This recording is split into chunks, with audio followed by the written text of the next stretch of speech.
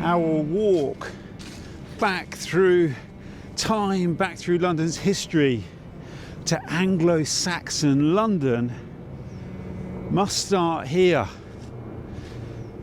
at the walls of Roman London, Londinium, because this is where the great mystery of London opens up. Because at the fall of the Roman Empire, the end of the Roman rule in Britain, which is dated to around 410, the city of London is completely abandoned, it appears, according to the archaeological record, for a period of at least, at the very minimum, 200 years. What happened in those 200 years is one of the great mysteries of London that we'll be exploring today, and going beyond that through the early Middle Saxon period, the journey from Londinium to Lundenwic.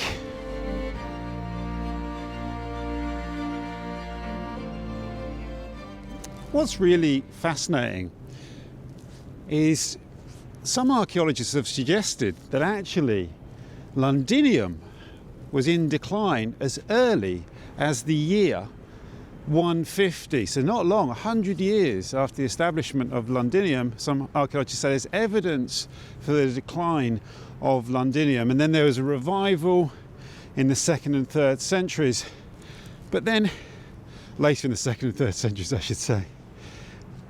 But then what you can see from the 300s onwards, from the 4th century, so before the official end of Roman rule in London, you can see the presence of what they call dark earth in the substrata when they do excavations, showing evidence that actually portions of the walled city were being turned over for arable use within Roman rule. So before the end of Londinium, already parts of the city were not being occupied anymore, the buildings were being turned over. I'm unbelievably fascinated with this vision of the city of London, the Roman city crumbling and in decline. So the idea that it only goes into decline when the Romans left Britain is actually not completely true. By 410, by then London had already been largely abandoned. And this is one of the great mysteries, is they can't find evidence of any human activity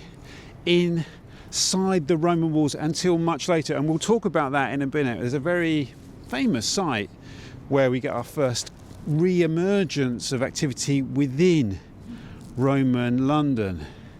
You can see the image, can't you, of the temples and all the forum and all those grand buildings being overgrown once again with plants and with weeds. But for now, our story into Anglo-Saxon London is going to take us west.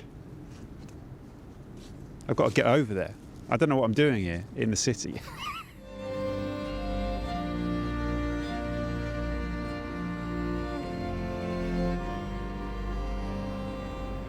So in the early Saxon period, the real settlement around London is not urban at all, it's rural in the surrounding villages and hamlets. And there are many that have Saxon place names. There's many where Anglo-Saxon finds have been excavated. There's quite a long list of them that I'll put on the screen here, but they include Harmondsworth, Hanwell, Croydon, Barking, Brentford, all around outer London. So really what we talk about here is London as an urban centre. Londinium to Lundenwic, and then later Lundenburg. And there's a really interesting conversation, particularly amongst archaeologists, about the nature of Anglo-Saxon England at all, and what happened in southern England after the fall of the Roman Empire, and whether there was any kind of large-scale Saxon invasion, what that looked like. Were the Britons and the Celts a different people altogether? Were they completely displaced? Did they live alongside each other? The archaeological record, it doesn't seem to have a clear picture either way of exactly what happened there, which is really fascinating. Luckily for us, we have a brilliant map made by the Museum of London Archaeological Service with all the various, what we are calling Anglo-Saxon remains in the area concerned today. So that's what we'll be working from. What we do have though is a record by the Venerable Bede, who tells us that the Britons took refuge inside the city walls in 457 after the Battle of Crayford against the Anglo Saxons. Of course, Bede was writing significantly later, but that seems to be accepted and repeated quite often. Aside from various archaeological reports in the fantastic London Archaeologist, we also have this great book by Alan Vince called Saxon London, and I think Alan Vince is considered to be, along with Lynn Blackmore, the great authorities on this period of London's history. Can't tell you how excited I am about doing this today. I've been carrying that book around with me, the Alan Vince book, most of this year. So if I get a bit muddled, I'll try and correct stuff on the screen, because I've just tried to fill my head up with all this stuff. Obviously I've got a bag full of notes, but we need to get over west. We need to get over west to Lundenwic, and it wouldn't be one of my videos if there wasn't at least a mention of a lost river, just a hint of a lost river. We're not going to go too deep in it. We're not going to get lost in lost river hunting.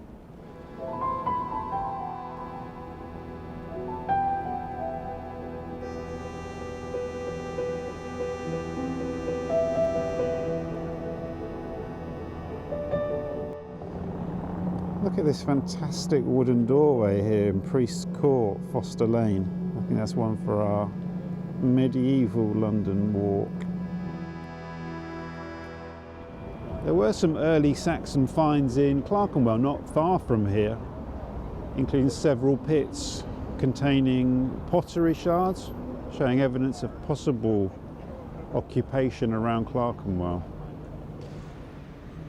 In the year 601, we have documents that show that there was a papal decision to re-establish Christianity in England and to make London the primary see of England. The bishopric would remain in Canterbury with the Archbishop, but this would be the primary see. And so a new church was established here, it's believed, on the site that's today St Paul's Cathedral, and Mellitus became the Bishop of London in 604.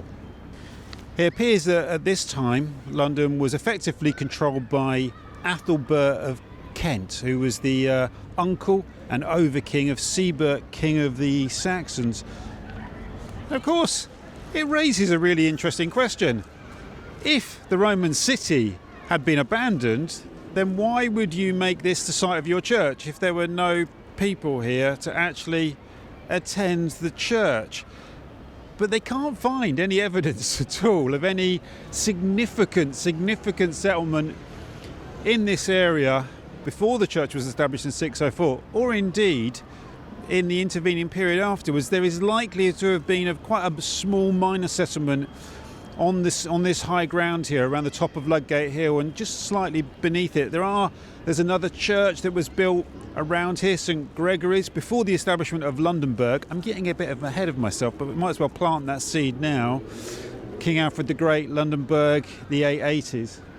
But the time the church was built, effectively it was being built in a deserted city, which is interesting, apart from the fact that I did see a note somewhere where they say that it wasn't uncommon for the church to use the former Roman cities as their chosen site for the building of churches. And also it opens up the possibility and the question mark of whether this separation geographically between sites of ecclesiastical sites and sites for trading and also royal sites. So it's possible, it's just possible there was some sort of religious, so what's happened is there is some sort of religious and possibly even royal presence in the city of London, within the old walled Roman city in the early 7th century, which is really fascinating, isn't it? But none of this is the focus of our walk. We've still got to keep going west, all the way west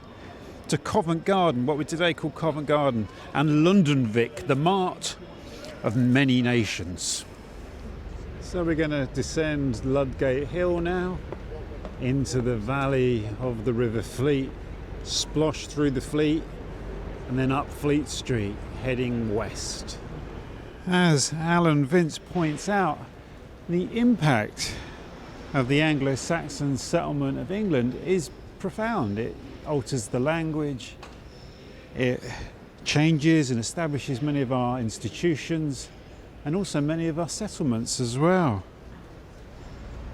The debate about actually what the nature of the transfer of power was in the Anglo-Saxon period is a really fascinating discussion and well above my pay grade. I mean, you might say all of this is above my pay grade, but it's inconclusive. It's increasingly now, some people are suggesting that it looks like there was a lot of contact between the Anglo-Saxon world and Britain before Roman rule ended, and actually what you had was a continuation of rule where regional administrators who had run various regions under Roman rule just carried on and took control of the areas that they were in and adopted the fashions of the people they were trading with across the North Sea. I think that's increasingly seen to be the story of the House of Wessex. They were people that had been influential in the Roman period as well and took control of that area. Fascinating stuff.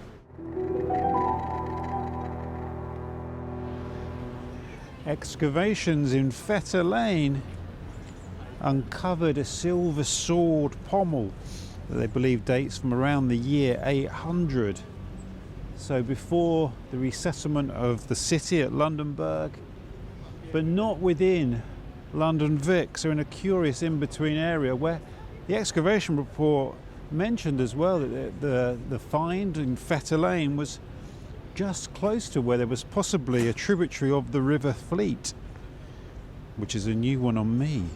As we head west, we'll pass up St Bride's Avenue, and excavations here have uncovered evidence of a late Saxon church, but also some either late Roman or early Saxon burials, which are an intriguing location. You can see some of the Saxon stonework in the crypt of the church here. I talk more about the fascinating history of St Bride's Church in this area in my Fleet Street video, which will be linked to below, or you can just search John Rogers Fleet Street and it should come up. What I want to do now is get to the western edge of Lundenwic and pick up the story there, even though on the way I will be walking past some of the sites we will be returning to. But let's go back to the origins of Anglo-Saxon London. All these places I'm walking past here as I go down Fleet Street to the Strand are all going to be in the video. They're all important parts of the story, but I really want to do it in a linear fashion now, because that's why I started in the city, but now the story picks up further west. So I'm just going to have to put my head down and go past them. I can't help I'm not showing, so I'm showing this and not what's around me, because we will be back to pick up this stuff around here, around Aldwych. That's a good one. I mean, they're all good, but let's get back to the beginnings.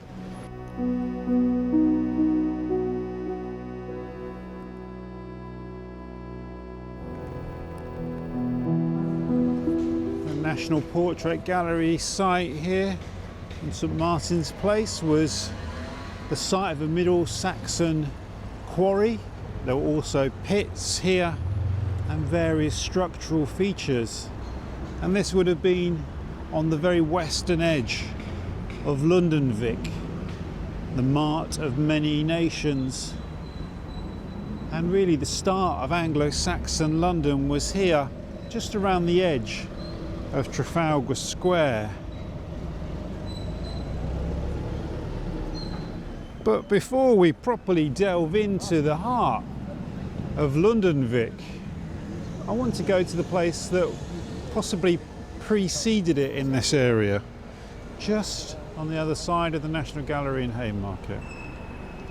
Now, archaeologist Lynn Blackmore, in her essay on the origins and growth of Lundenwic, reports about the finds of some early Saxon shards of pottery to the northwest of Lundenwic, close to a former tributary of the River Thames, on high ground above the river. that would place them roughly here in Haymarket. There was a watercourse that ran down the east side of Haymarket, basically roughly where I'm stood now, and then down into the Thames to the site we will be heading to next. Some people have suggested that this was just a drainage ditch, and it's written about in the, or it's documented I should say, in the 17th century.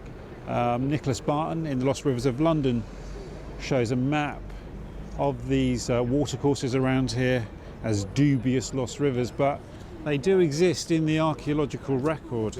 So this is possibly an early Saxon settlement that predates Lundenwic here. Oxenden Street, also possibly part of the early Saxon settlement.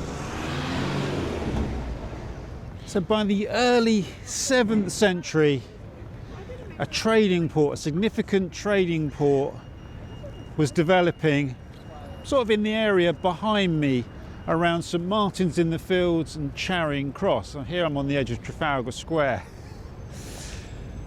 And this is what we know as Lundenwic. It's referred to by Bede as a mart of many nations, and we know that ships were coming here up the Thames and stopping at a wharf or a trading spot on the River Thames. There's pieces of wooden piling which have been found which were possibly part of that early dock.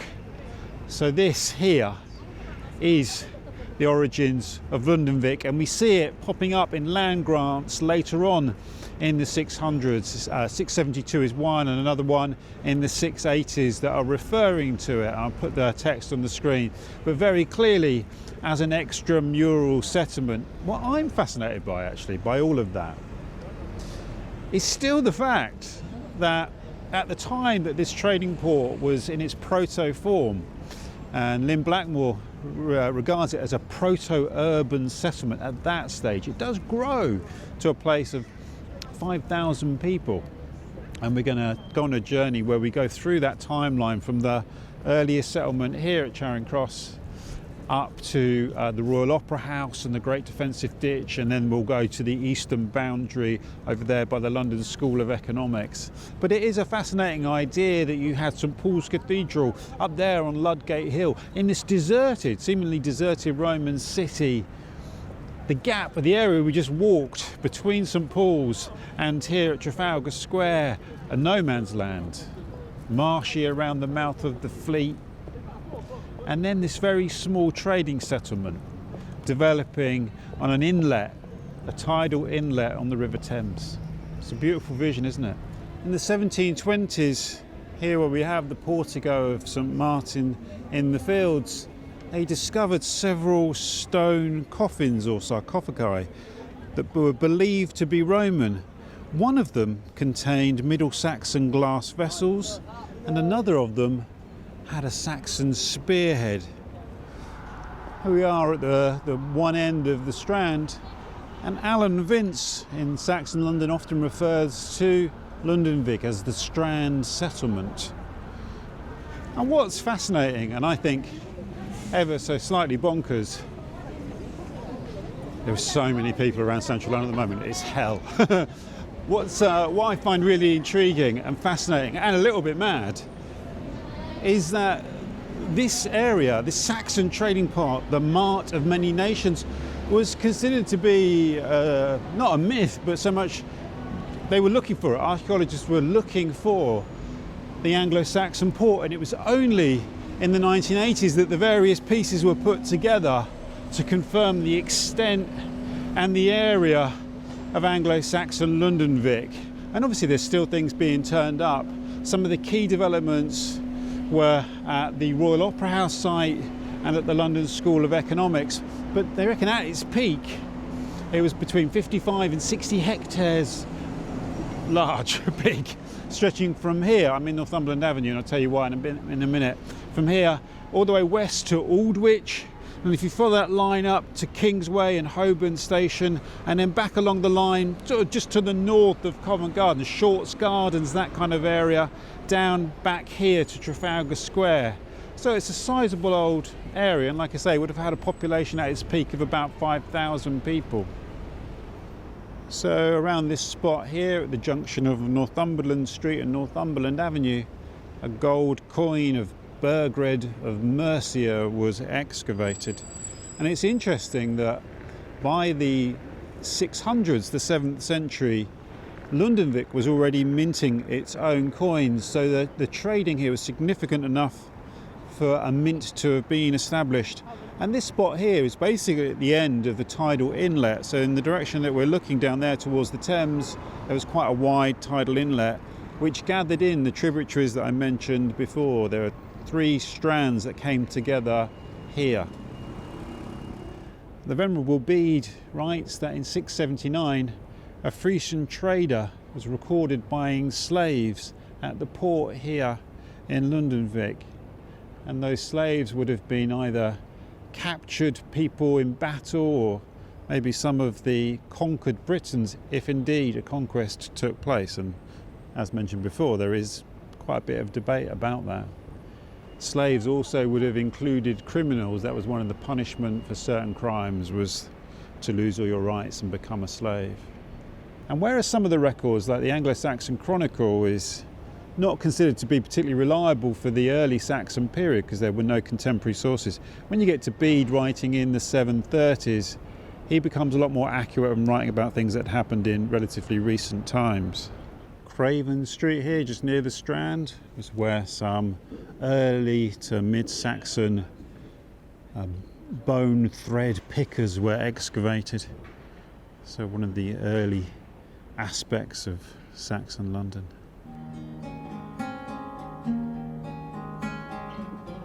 This tunnel running beneath Charing Cross Station is roughly along the line of the old Anglo Saxon waterfront, so we have to remember that the Victorian embankment changed the course of the Thames and made it narrower. So to my right here would have been where the Thames lapped against the shore and where traders from across the continent would have come in their ships in the 7th, 8th, up to the 9th century, when unfortunately the visitors were a lot less welcome in the form of Viking raiders. And you can see the way that Villiers Street goes downhill towards the river. Embankment Station would have been underwater. So we'll walk up the old riverbank to the Strand and the heart of Anglo Saxon Lundenwic. I can't say Lundenwic enough, I love it. It is interesting to consider why the Anglo-Saxons have such a strong hold on our psyche. I think it's a combination of things. I think, on the one hand, very simply, Tolkien. I blame Tolkien, because Tolkien obviously was a scholar of Anglo-Saxon. My youngest son, by the way, is studying Tolkien at the moment, so I know I'm very aware a lot of what I thought about Tolkien is completely wrong. Apparently it's a bit of Christian mythology is what he was writing. I had no idea. Very interesting. Tolkien studies are a fascinating thing. But of course, he's heavily drawing, my God. To step outside of Anglo-Saxon for a moment, today has been just continuous. Building works, delivery drivers, crowds of people. This is not an easy thing to do. I think I might go back to filming my videos on a Sunday. That's obnoxious. Let's go somewhere else to do this bit. So I've done Tolkien. There's another reason. And the next reason is, and obviously, let me just say as well, like I mentioned before, because of the assumption that it's the Anglo-Saxon period that changes the language and establishes a lot of our institutions, a lot of the layouts of our villages. This is when they are created and established, going up George Court here, all that kind of thing. There's obvious kind of reasons why we are fascinated with it, because it's seen as being the very origins of the English people, the Angles, the Anglish. Like I say, archaeologists now are calling a lot of that into question, and I think that's a really fascinating debate that's obviously going to go on and on and on as more stuff is discovered, to see exactly where the timeline runs and whether it is in fact broken. There are people now saying that actually Roman rule in Britain was quite fragile from even well before they left, sort of quite fragile from the 2nd century onwards, and local kind of rulers were already taking charge of various parts of the country, and actually that just carried on, which is a fascinating idea. That's not what this video is about. But I think the other thing, one of the reasons the Anglo-Saxons really are embedded in our landscape with great mystery and great romance and the epicness of the storytelling sweep, is the discovery of the Sutton Hoo ship burial and that incredible helmet, the image of that helmet, who wore that helmet, who was buried in such an amazing ship burial. And I think because that happened in the 30s, you went to school like I did, or primary school in the 70s, that image of that helmet was everywhere. The Anglo-Saxons, Beowulf, the epic poems. I think that's a lot to do with it. Combination of Tolkien and the Sutton Hoo ship burial, the romance of it all, King Alfred the Great, so much. This isn't that. This is a little collection of huts. They didn't even know what the structure of the settlement was like. A very modest thing. It came under direct royal control by the 700s. By the 8th century, it was under direct royal control, probably from Kent. All the other stuff, the epic sagas and all of that, that's the wait. We'll pass across the Strand on our way into Covent Garden, and as I say, the Strand is often seen as the heart of Lundenwic, and it's frequently referred to as the Strand settlement. Here around the corner of Chandos Place and Bedfordbury, we have a Middle Saxon occupation site with timber buildings excavated here, and also inhumation burial. If we continue up Bedfordbury, we get to another important occupation site in the Middle Saxon period of Lundenwic. And if we look slightly west, back in the direction of Trafalgar Square, back there to St Martin's Lane, where the archaeological record does show a watercourse running down St Martin's Lane. This is later referred to as St Martin's Ditch. It is in Tom Bolton's book as well, cited as a drainage ditch, but it's also there in the archaeological record of the Anglo-Saxon period as well. And we'll cut along Bedford Court to Bedford Street. Bedford Street. There are various finds in Bedford Street. Over there, number 10 to 14, there were a series of Middle Saxon pits that were discovered. And then over there at 21 to 26 Bedford Street, we have a Middle Saxon occupation site. And it's mad to look at those buildings now and think of this site being in use all those years, over 1,400 years. Mad, isn't it? So we'll pass through this gate into the churchyard of St Paul's Church, Covent Garden, our second St Paul's of the day. And St Paul's churchyard here is another site of Middle Saxon occupation. The history is just so rich around Covent Garden. I'll put a link in below to the Museum of London Archaeology Service map, and you'll see just the vast amount of sites in this area. I'm just cherry picking a few. In fact, the highlights that I picked out run to 5 pages, and that's just the highlights. So we'll go from here to St Paul's to Floral Street, another site of occupation along Long Acre, which has a really intriguing feature in that area, to the Opera House site, which really kind of blew the lid on everything. And then we'll go to the eastern boundary of Lundenwic.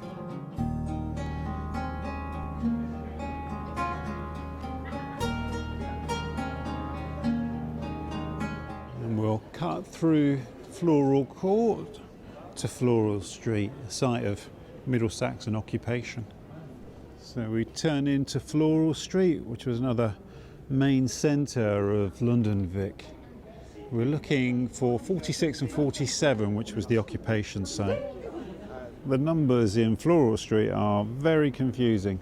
The number 45 to number 47 was another Middle Saxon occupation site, and also the site of another burial as well. Now we have 2 or 3 more really important sites to tell the story of Anglo Saxon Londonwic. So the Grand Royal Opera House here in Covent Garden is one of the most significant locations in Londonwic, and there were extensive excavations here that told us a lot about that Anglo-Saxon settlement here. Just to the north of the site, they found a very large defensive ditch that was built in a V shape, and some of the timber remains indicate that the ditch may have been lined with sharpened stakes. I suppose the assumption is that they were defending themselves against the Viking raids which started in the 9th century. There was 4 significant ones that are recorded, I think 801, 841, 851, and I think the last, I'm going to say 871, that's too convenient, isn't it? Why was there always a 1 in the year? But I think you get the picture around that time. Long Acre here was another site where there were multiple finds from Lundenwic, including sites of habitation and burials. So we'll just turn down Wild Street beside Freemasons Hall, and we're heading for the very eastern boundary of Lundenwic. And now down Wild Court. And we'll cross Kingsway to the London School of Economics on the other side of the road. We'll just walk down Kingsway a short distance towards Aldwych, which we'll talk about in just a second, but we're looking for Sheffield Street. Turn into Portugal Street here, and I can see Sheffield Street just up ahead. So here in Sheffield Street, within the precincts of the London School of Economics, an excavation was carried out which revealed what turned out to be a significant ditch dug on a northwest to southeast alignment. I have the report in the London Archaeologist here in front of me, and the ditch was 3.1 metres wide and just under a metre deep. Pollen analysis showed that the land to the east of here was grassland. There were possibly beech trees. What it throws up is that this wasn't just a natural watercourse. There was evidence of a natural watercourse running along this site, but this wasn't just a riverbed, and it's been speculated that it was most likely the eastern boundary ditch of Lundenwic. It aligns with another ditch that was excavated just on the other side of Kingsway, Kingsway Hall. So this would have been the eastern boundary of Lundenwic. We'll briefly return to a site nearby on Fleet Street that I walked past earlier, but chronologically comes towards the end of the story of Lundenwic. So if we turn off Fleet Street and go through this gate here, we go to Hare Court. Wow, Hare Court here at the Temple is a really delightful spot, isn't it? And somewhere here in Hare Court, a mid-9th century coin hoard was found, and the assumption being that it was buried at the time of the Viking raids that happened throughout that century, particularly in 841, 851, and then in the 870s, at which point Lundenwic was completely abandoned and everyone moved to within the safety of the old Roman wall. So you could say in many ways Hare Court here marks the end of Lundenwic. So our walk exploring Anglo Saxon Lundenwic ends here at Aldwych, which literally means the old market town, and really symbolises the end of the trading settlement that was established here and ended in the 9th century after a sequence of Viking raids. The trading port itself was largely undefended apart from the defensive ditch along the northern edge, and we know that by 889 the main settlement of London was back inside the walls. Alfred the Great ordered the re-defence of London, the rebuilding of the defensive structures of London, the rebuilding of the Roman wall, and the population moved inside the sanctuary of that defensive wall. There ended Lundenwic.